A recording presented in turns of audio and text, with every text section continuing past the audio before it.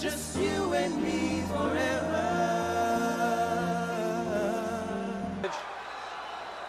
Do you take this woman as your lawful wedded wife? Ooh, yeah! Oh, no. Place the ring on her finger and repeat after me. With this ring, I thee wed. Welcome to With This Ring. I'm your co-host Ryan Everett. I'm your co-host Cindy Everett. And we are on episode 66. Wow. 5.5 years. Oh my gosh. And we're here for March, which April is, of course, WrestleMania month. Absolutely. This year, it's the latest it's ever been at April 20th. Oh, this year, like our current year? Yeah, current, 2000. Yeah. No, this was April 2nd, 2000. Okay. How do they decide the date if it keeps changing? I think, well, usually it kind of seemed like they always wanted to do, they didn't want to do it on Easter. Right. So I think they just kind of would pick either like the week after Easter or Palm Sunday. Okay. And that was kind of just how they settled it, like just and whenever, what arena they were booking. That's true. Especially like this is at the Arrowhead Stadium, so the Mighty Ducks would have been playing at that time anyways. So. I thought the Arrowhead Stadium was in Kansas City. No, sorry, what's it called? I don't know. The Pond. But the Pond? It has a different... Like a real name? Yeah. The Arrowhead Pond. Yeah, it is Arrowhead. Oh, so it's an Arrowhead Stadium and an Arrowhead Pond? Yes, I don't confusing. think they're related, but yeah, I knew it was... So, yeah, like, I mean, maybe they came to them and were like, we'd want either March 27th or the April 2nd. They're like, oh, we have April 2nd open. I mean, especially at this point when it wasn't like the huge stadium show it would become where you had to like book it out in advance. Right. Well, this is relatively big, right? I mean, it's compared to the first couple WrestleManias. Yeah, I mean, they had almost 20,000, which is, and it was a sellout for sure. I okay. mean, well, what is it today though? Like to your point, like 80,000. Oh, like yeah, in Philadelphia they had 2 nights. The total combined was like 150,000. Wow. So okay, yeah, it's grown in stature a little bit exponentially. Yeah. Wow. And then I decided we can take on the resurrection of Jesus Christ and do it on Easter. Yep. Well, supposedly that's because Las Vegas asked them to have it on Easter weekend because people are traveling. Because it's usually a slow weekend for tourism. Oh, so it's okay. So now it's like the opposite logic. Yeah, it's like we need something for people to come do. So they don't They're not just going to come. Celebrate Easter. Yeah. Go to Easter brunch and go to WrestleMania. Yeah. Go to WrestleMania instead. Gotcha. Okay. Well, so it makes sense. I'm not a big fan of it. Takes you out of the running. Yeah. Well, it's also our son's birthday. Yeah, so that would definitely be takes you out of the running. go. Unless when he gets older, if he wants to go. If it happens again, could consider that. Yeah. But so we go back to 2000. When it was on April. On April 2nd. Yep. But before that, even we watched. What we last watched was actually the first thing chronologically, and The Rock hosting Saturday Night Live. Oh, that was good. Yeah. So what night was that? That was March 18th. Okay. 2000. So and then the only thing was it kind of telegraphed what was going to happen on Raw at the end, because at this point it's Triple H, the world champion, the Big Show, who's been fighting with him, and recently retired wrestling star Mick Foley on Saturday Night Live. Fatal 4-way. Yeah, so on Monday night I kind of was expecting him to show up because he was with them in New York, so fair. He probably took the plane to Chicago. Good assumption. But we'll get to that in a little bit. So yeah, it's a really good... I remember, like, even then, it was ranked, like, one of the best of that season. Really? Because it's The Rock. I mean, he's a good actor. He's a good actor. Maybe not... I mean, he's gotten a little bit better. Yes. But, he's kind of a natural. And they didn't have him doing, like, long talking skits. Like, right. He was More physical comedy. We didn't watch it. There's a Ladies' Man skit, though, where he's a cross-dresser. Oh, that might have been... Who knows? That might be one of the things cut. Cut from, the Peacock version. So I was trying to think when we were watching that. So how old was he when he did that? 30? 2000. He would have been 28. Wow. Yeah. That's pretty crazy. I mean... If you're hosting SNL as 28-year-old, not like in your like second career. Exactly. Yeah. Yeah, but I liked how you alluded to Vince McMahon, Mick Foley, The Rock. Sorry, Big Show and Triple H were all there too. Yeah. So really, it kind of harkens back to the first WrestleMania because the night before, Hulk Hogan and Mr. T were the host. Of SNL? Yeah. Oh, we should watch that too. I don't know if that one's on, and that's a weird one because they were supposed to just make like a guest appearance, but then whoever this comedian was got like really sick or something, so they were able to call Hulk Hogan and Mr. T with skits, which are how come we haven't watched that before? It's not that it's funny, but I don't know if that one's on. We can look for it later. Yeah. But, so it's kind of, again, like, though, harking back to this is WrestleMania, the big event, we want everyone to watch it. Push, okay. Even the non-wrestlers. Yeah. So, wrestling fans, I mean. Yeah, so that gave it a nice little And the Big Show did do a good job. Like, yeah, Big Show picks up Chris Kattan. He's like, I found the Mongo, can I keep him? Yeah.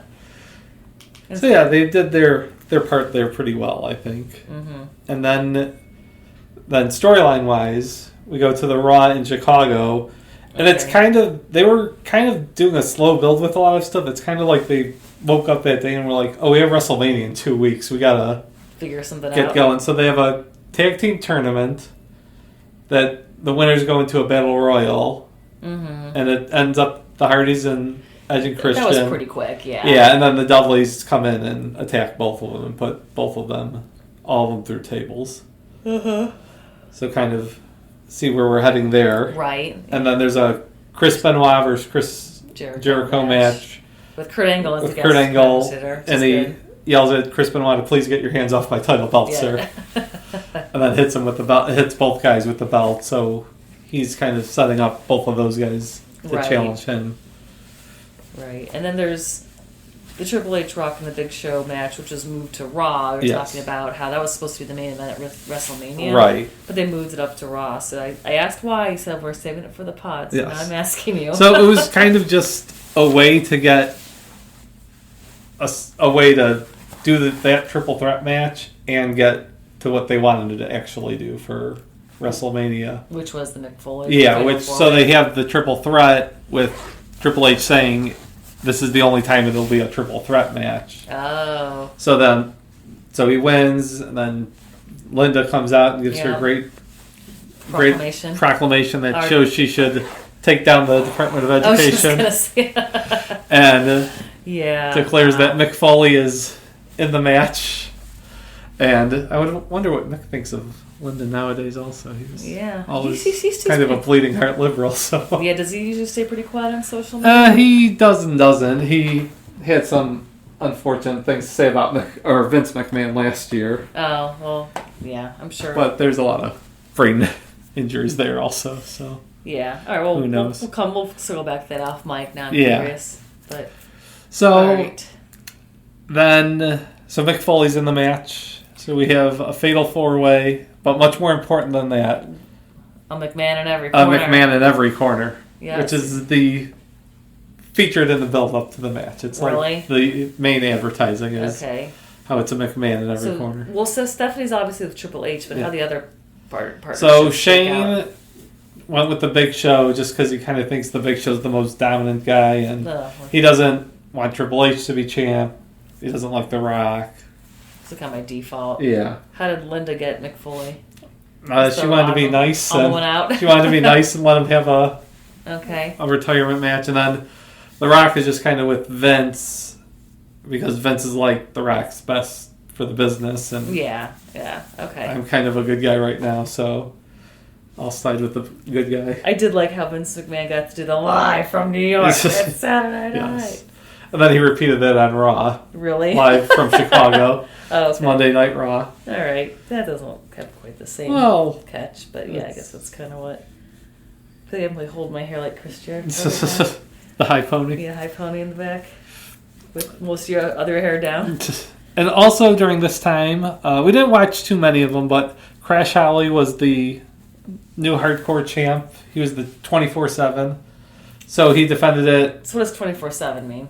Anytime someone shows up with a referee, they could have a title match. Okay. That's so they have the Mean Street Posse attack him in the hotel. Okay. And then they did a pretty good one. It was the Headbangers attack him he's at like Funland USA, like a Chuck E. Cheese place. Oh.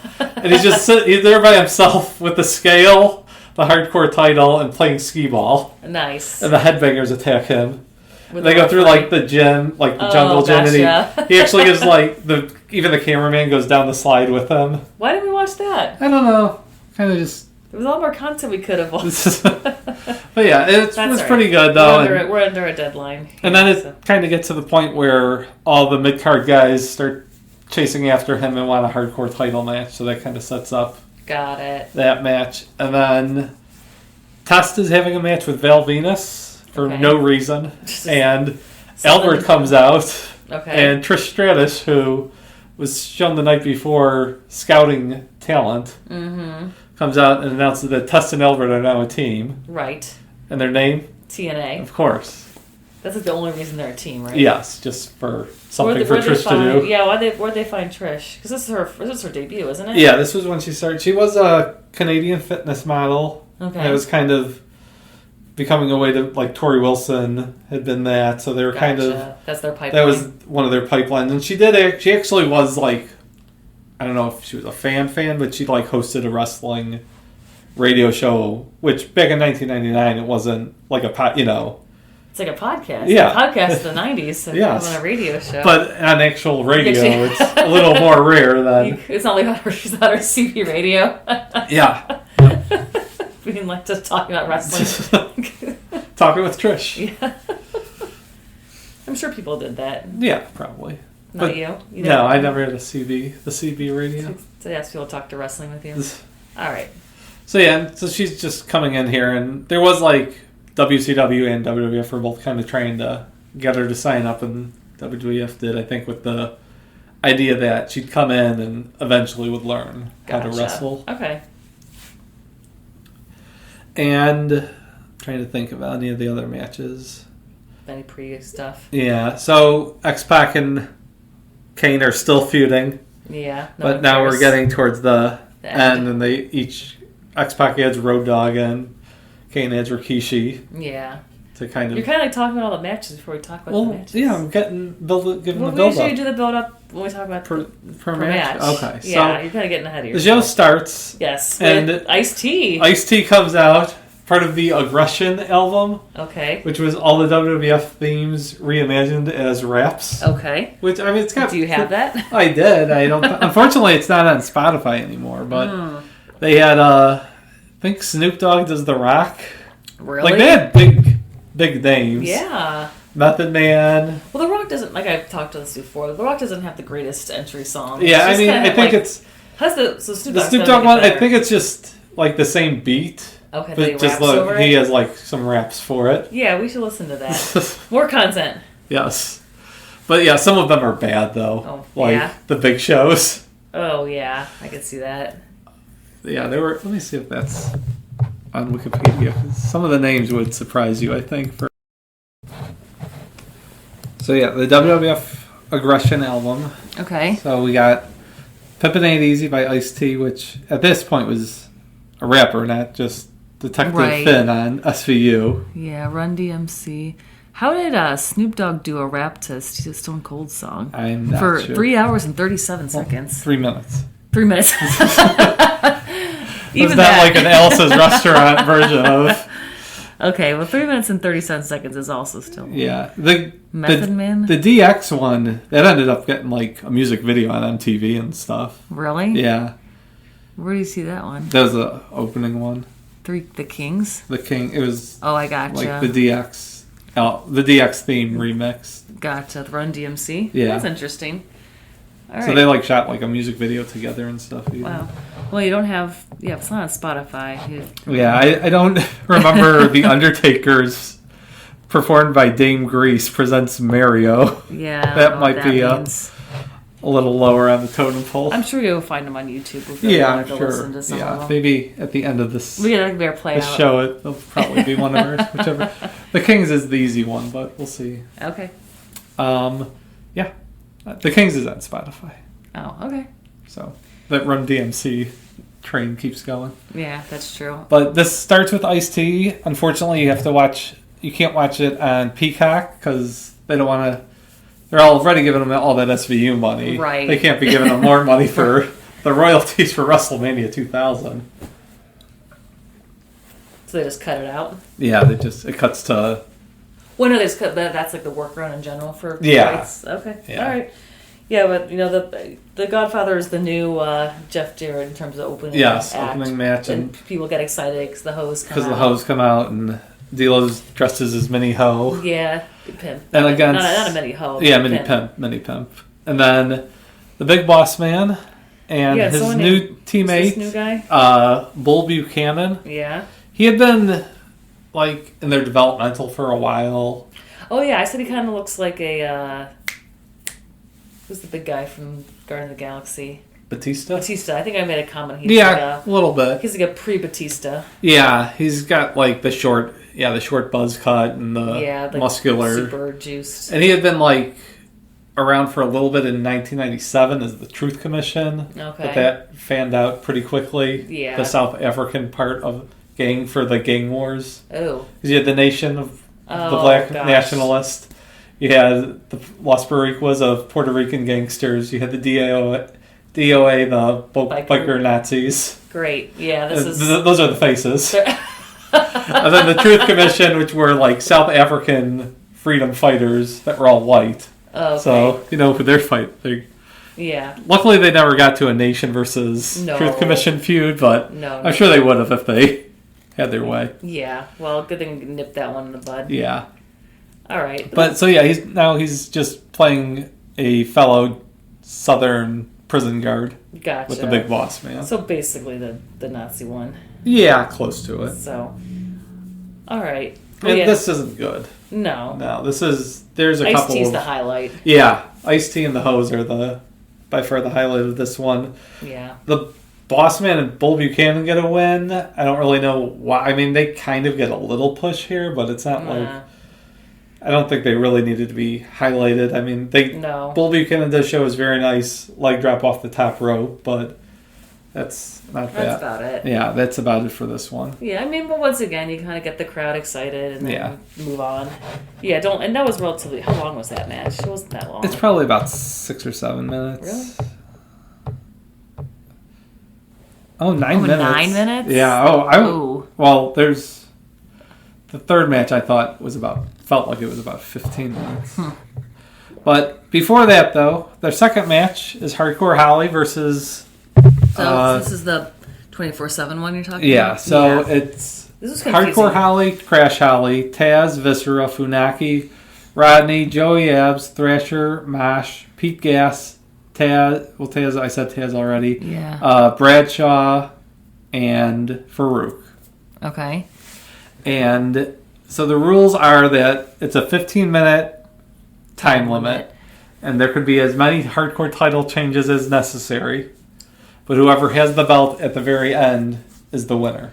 And what that means to me, which I did not understand at all at first you were trying to say, but essentially during the match, there's multiple quote-unquote winners who get a pin or a submission. Yes. And after, if I pin you within, 1 minute into the match, then I become the champion, but then, 2 minutes later, someone could get pinned you, yeah.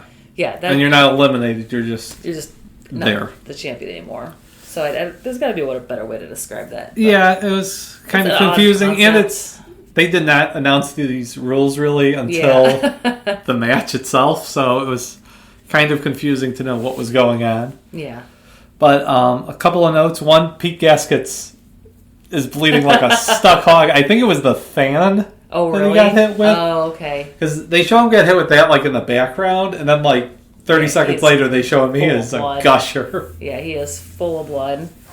The Mean Street Posse. And Taz is over and probably above this type of match. Yeah. I mean, poor Taz. Yeah, he got pushed down really quickly, and I'll talk about him later, where I think he could have been a little better used. But. Yeah, what I read about this crowd not that into it. Lots of props and blood. Yeah. Yep. And they brawl into the back. Yeah. And basically everyone gets a shot, except the only people who don't actually hold the hardcore title are Bradshaw, Farouk, and Taka Michinoku.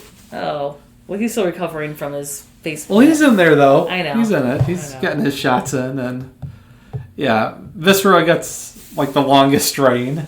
About 6 minutes, just because no one could pin him. But right. And then at the end, things get so Taz is the champ for like the last 10 minutes, or going into minute 10. Mm-hmm. Crash Holly hits him with a cookie sheet to win it, and then Taz puts the Taz mission back on Crash.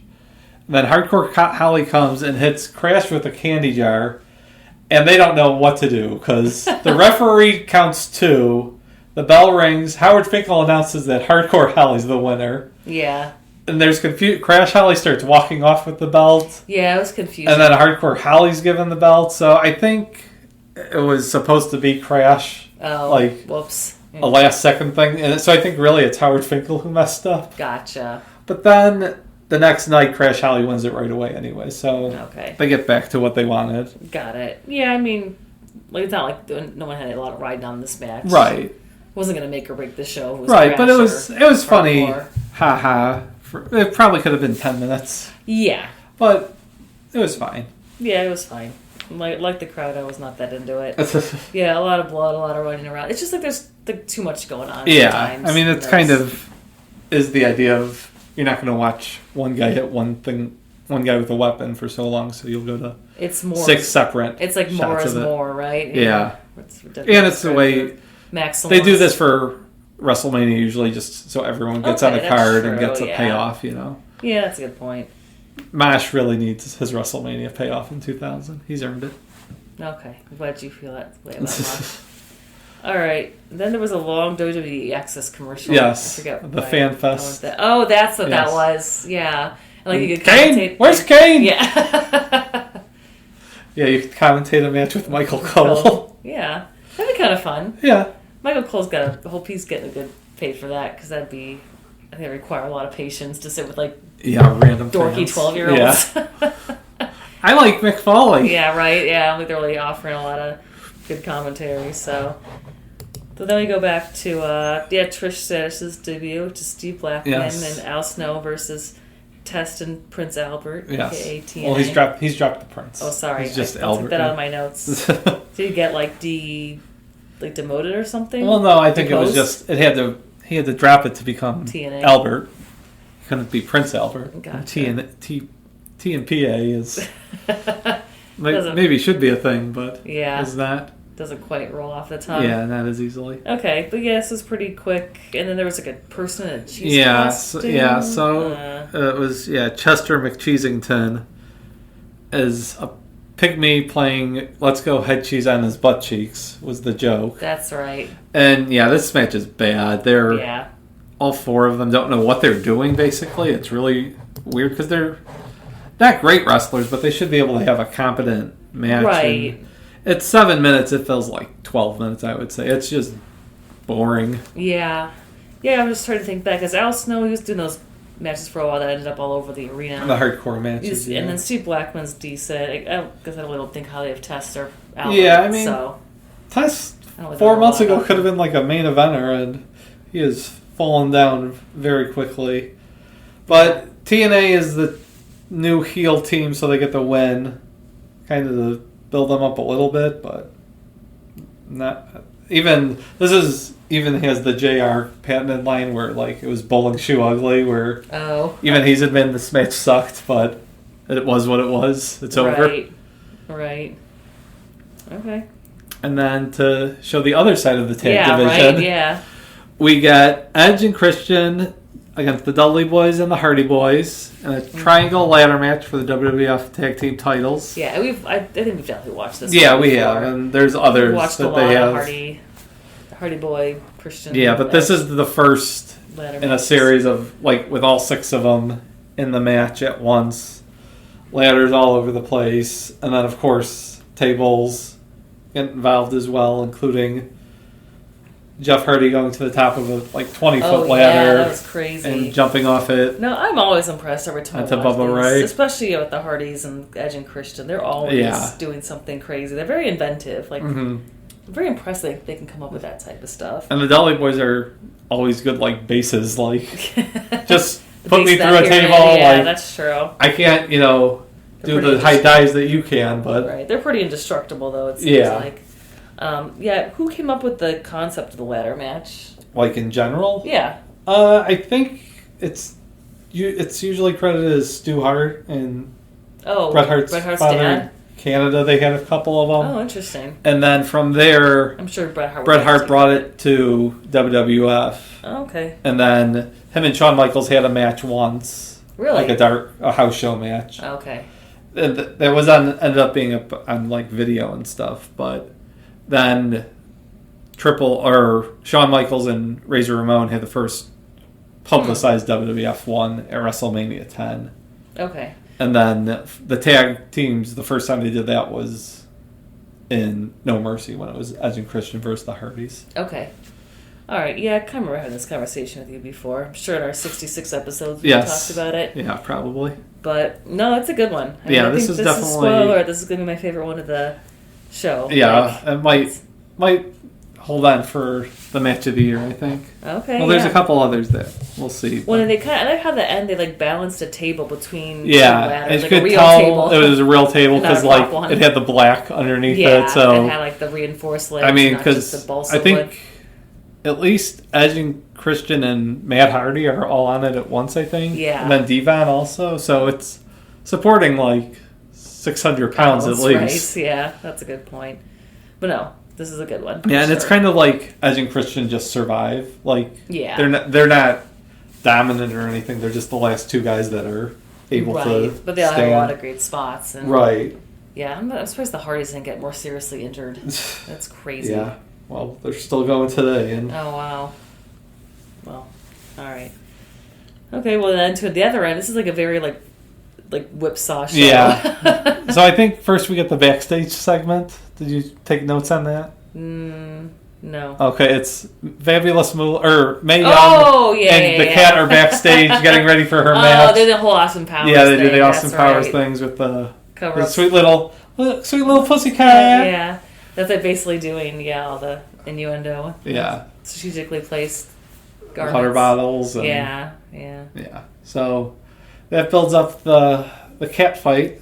Yes, which is Miss Kitty versus Terry Runnels. Yes. Which right away, Terry Runnels is way too covered up. Like, it was like skin tight, but she was in a body stock. Black bodysuit. That was very flimsy, you could tell. And I was like, that thing's not gonna be on for long. So and Val Venus is the guest referee. Oh, that's it. There's also spots of them trying to convince. Yeah, the whole thing is basically them trying to make out with Val, and then Mae Young trying to make out with Val Venus, and eventually Terry gets thrown outside, but Val doesn't see it, and then Moolah pulls the cat outside, and that's enough for a win. Right. So they didn't even have pinfalls in this. It was just No. First to throw the opponent out of the ring. Oh, really? It's a sumo rules match, I guess.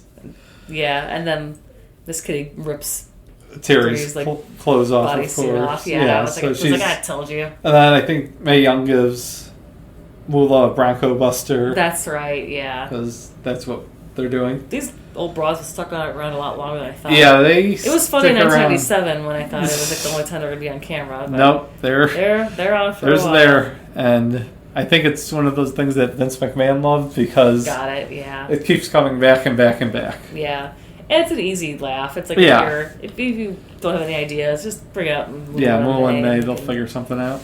Get the crowd going. So. Next was the Radicals. Yes. Versus Too Cool in China. Who are the Radicals again? It's Perry Saturn, Dean Malenko, and Eddie Guerrero. That's right. This is Eddie Guerrero's when he's first returning to ring action after his injury in his first match. Yeah. And he is talking about how China can't resist his Latino Heat. Oh my God! Then that's all Jerry Lawler. Yeah, Jerry Lawler. He seems to repeat Latino Heat. Latino Heat. Yeah, that's all he will. Too often. Yeah. That's the only way he will refer to Eddie Guerrero for the next 4 years. Yeah. Oh, lucky us. Okay. Makes it easy. They are the number one trusted window. Yeah, so it's an okay match. I mean, for the most part, it's Too Cool versus the Radicals. China just comes in for her little power spots, and so it's pretty good. I mean, all 5 of those guys. Yeah. And then China's pants literally fall. Yeah, started falling apart. Unlike Terry's clothes, I don't think those were supposed to come off. No, I think they were supposed to. The whole scene came undone. So you see her red thong sticking out. Her butt. And then he makes a joke about it the next day on Raw, which is good. So yeah, and it's China like kind of dominates at the end though, powerbombing Eddie Guerrero, which is kind of goofy, but Yeah. gets the win, and it's fine. It's what it is. yeah.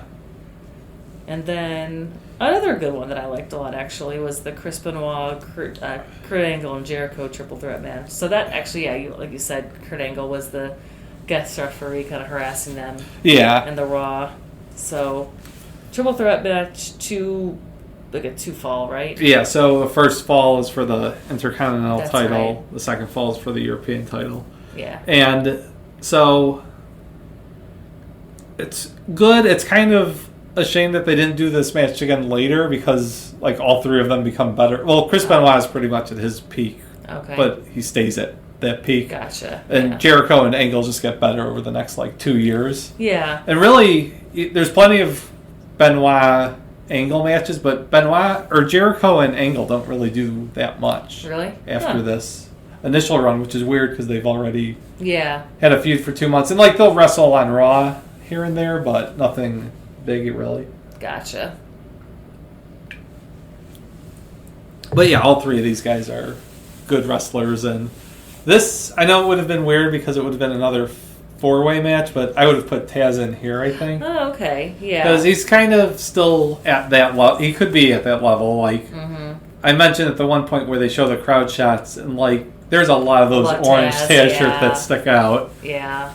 You're right. They could have done a lot more with him. I think Why did they? I think they kind of just... I think Vince saw him and realized how short he was. Oh. And that was it for him. Aw.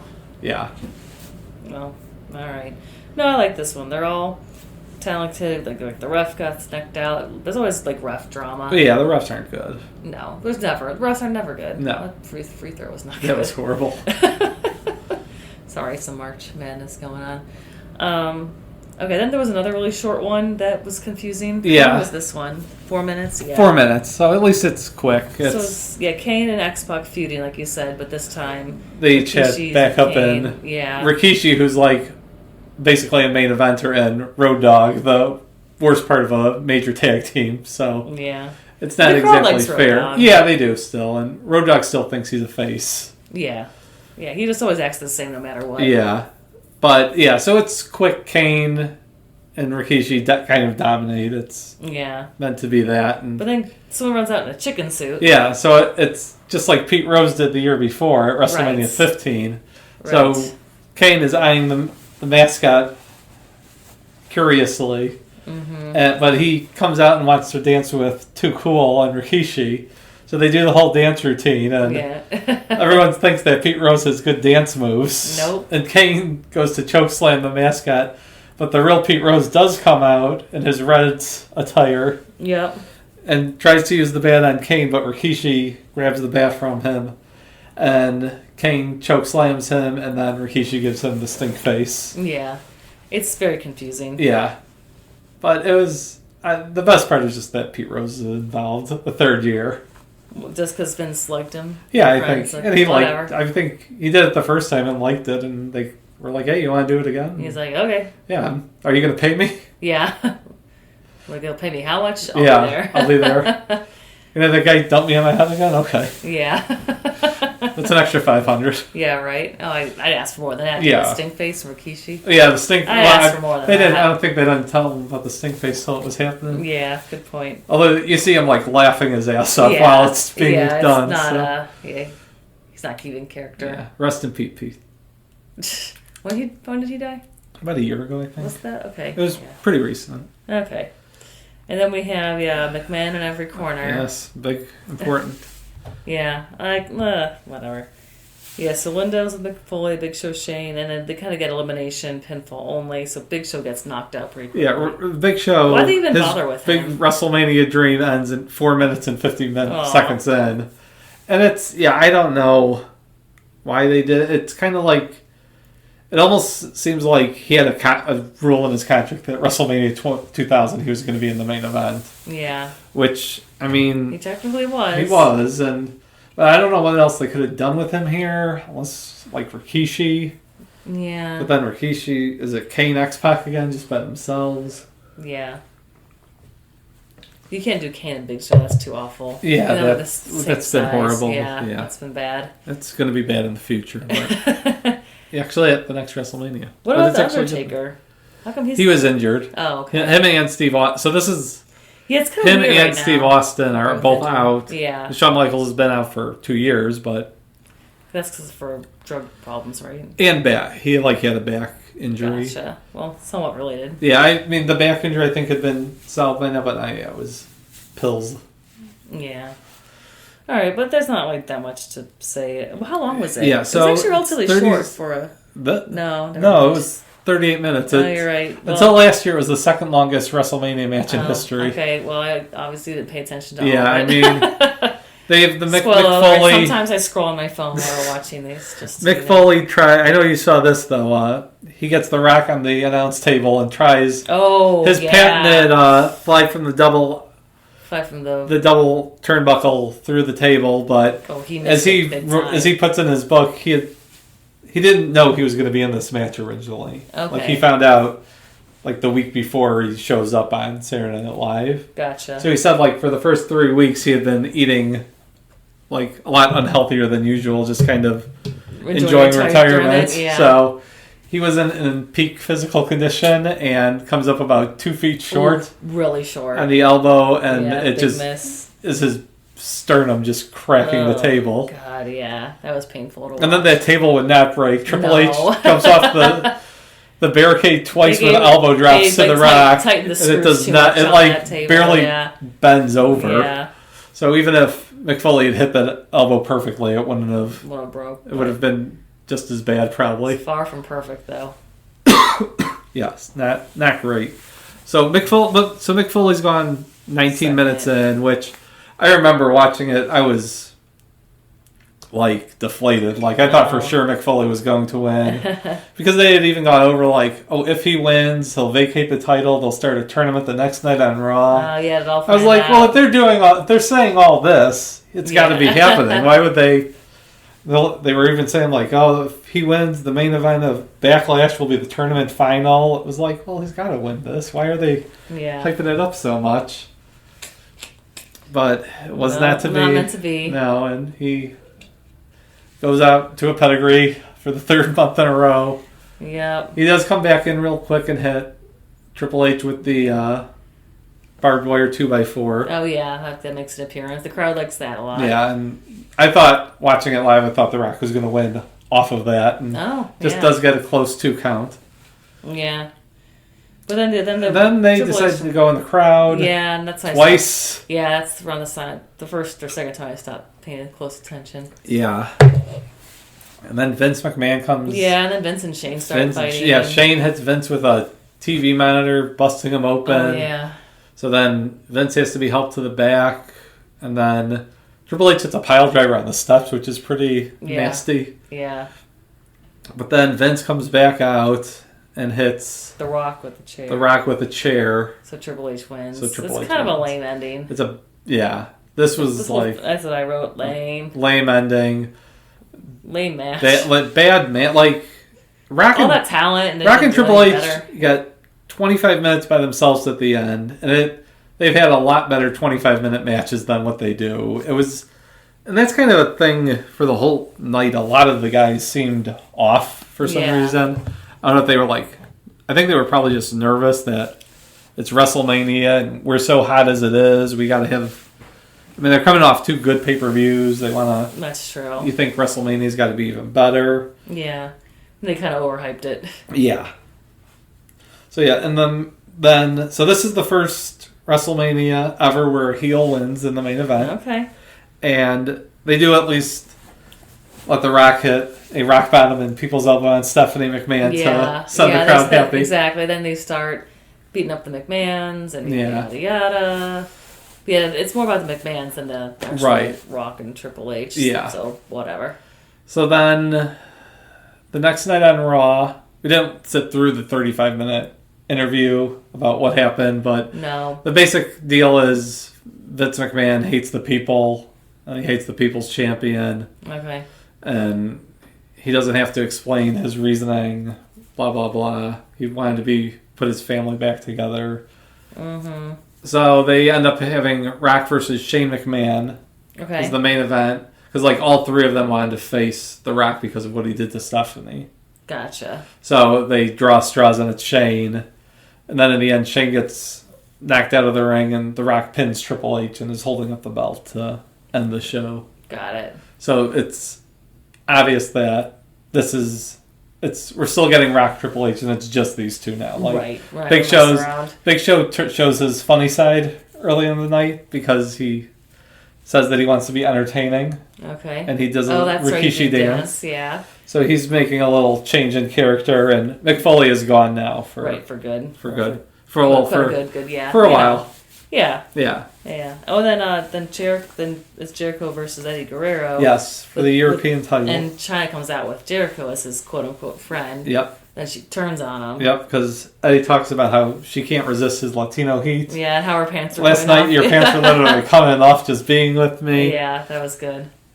But then does she give like Jericho a low blow? I'm guessing. Yeah, I think a low blow and a DDT. Yeah.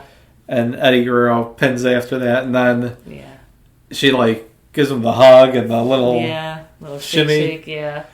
And they ride off. They drive off, and this is the debut of the Eddie Guerrero lowrider, which would last basically the rest of his career. Wow.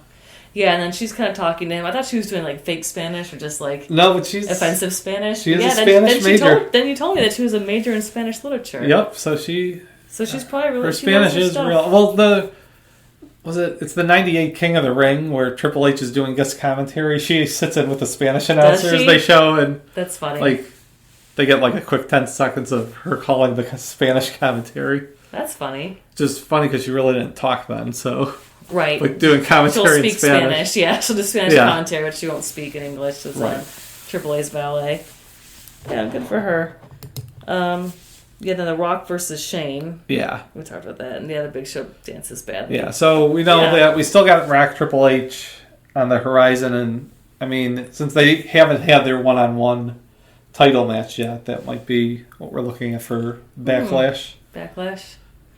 I think we'll watch a match that The Rock has to win to get that match. Okay. And then some other unforeseen things that will happen between now and Backlash. Interesting. Yes. So, all right. Well, good to know. Yeah. We'll join you next. Oh, well hold on. We didn't our ratings. Yeah, oh, my goodness. Don't wrap it up quite yet. Yep. All right. So, WrestleMania 2000. So, what are you going to give this rating-wise? The whole show? Yes. I've not been did I like it more than No Way Out last month, I guess is maybe the question. I know I did not. Looking at my No Way Out notes. Yeah, there's not a whole lot of bright spots. Oh, and there was the barbed wire last time. Okay, yeah, you're right. I gave that a 7.5. I think I'd give this a 7. Yeah, I'm going 7 also. And I'm surprised it does. So that puts it lower than WrestleMania 15 for me, which I wouldn't think, but WrestleMania 15 is one good match, but it's Austin Rock, which is like the most is much more. Yeah. Like if I had to watch one match out of those two WrestleManias, I'd watch that. Okay, that's fair. So that's my kind of rationale. But let's talk about the matches. Definitely the triple ladder match. Yeah, I think that'll be runaway for both of us. Yeah, makes it easy. And then Miss Kitty and Terri. No. I like the Benoit Angle Jericho match. Yeah, I wish you could see more of that. What's going to be your second? Yeah, I'll put that also. Just kind of by default almost. I'm trying to think what else I was considering. Not really the main event. Yeah, the main event I do not like. I can tell. Yeah, you're right. There's probably not a lot of... Like, those two are pretty much the big evident. I mean, the 6-man tag's okay, but it's nothing. Right. First, Chris Jericho. I want to watch Hardcore or Crash Holly go down a slide. I'm playing skee ball. Too many T's. Sorry, Chris Benoit. I don't want to disrespect your name. He's done enough to disrespect his name. You don't have to worry about misspelling it. Cool. Whoa. I don't know what the... All right, well... I saw a provocative movie on cable TV about the little girl from the Boss movie. The girl from the bus.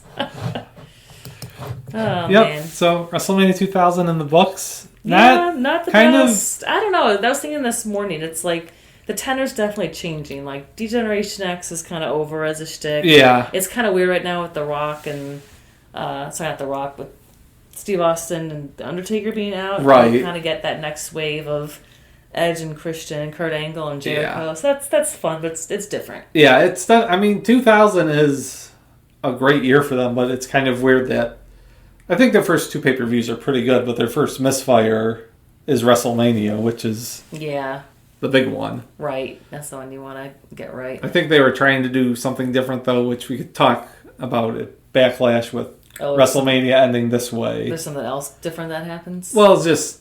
It's going to be a triple having five-way? Well, just having this... it's kind of weird how usually WrestleMania was the conclusion, but here it's like the start of something new, of a new chapter. Gotcha. So we'll see how that continues. Okay. All right. Cool. Until All next right. time. Well, thanks, everyone. I'll Bye. see ya.